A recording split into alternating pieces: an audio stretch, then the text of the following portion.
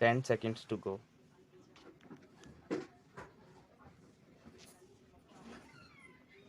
Start.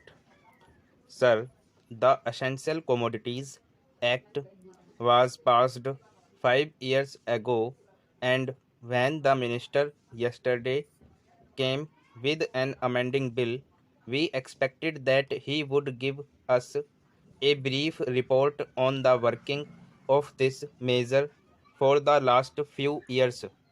But unfortunately, we are kept in the dark in regard to the exact working of the act and the nature of the difficulties the minister is facing. Sir, as far as I know, many of the provisions of this enactment have been observed more in violation by his agents at the state level.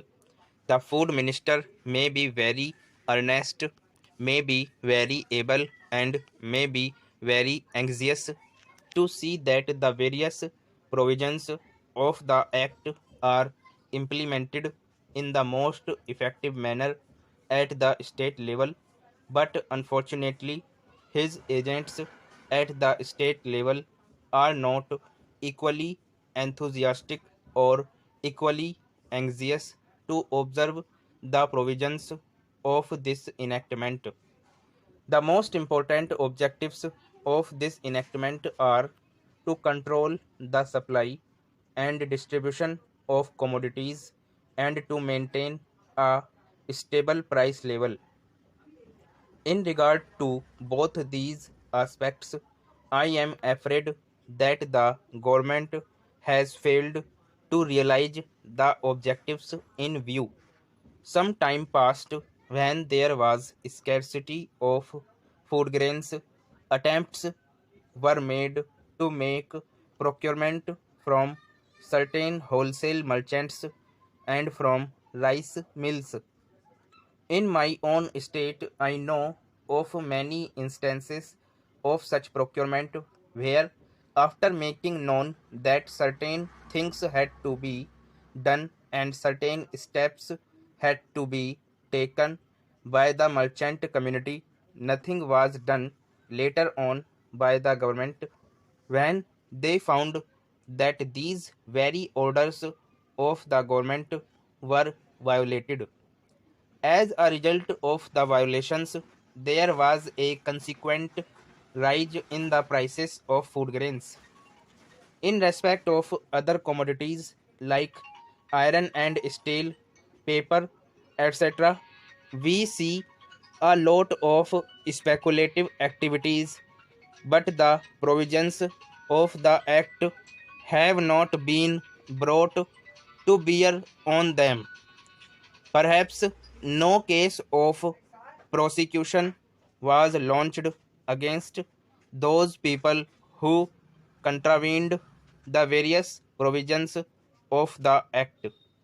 We are interested to know in how many cases the government have taken steps to prosecute individuals who have violated the various sections of the Act. The minister said that the powers under the Act were not adequate. We sympathize with the food minister, but I want to know what action has been taken in this regard by the various state governments. In regard to amending provision, I want to know from the minister what would be his difficulty, even if minor offences are taken to courts of law. For instance, the Motor Vehicles Act deals with various offences, both major and minor, and various minor offences under the Act are taken to courts and people are prosecuted.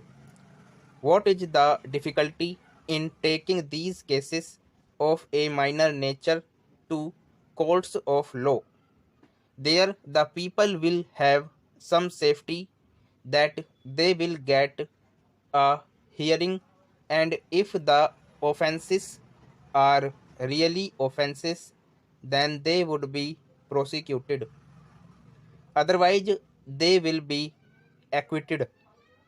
Here, the minister says that there should be a security deposit if there is a violation of a particular provision of the enactment. Then the executive authority will have the power either to confiscate a part of the amount or the whole of the amount. We are clothing the executive authority with more powers.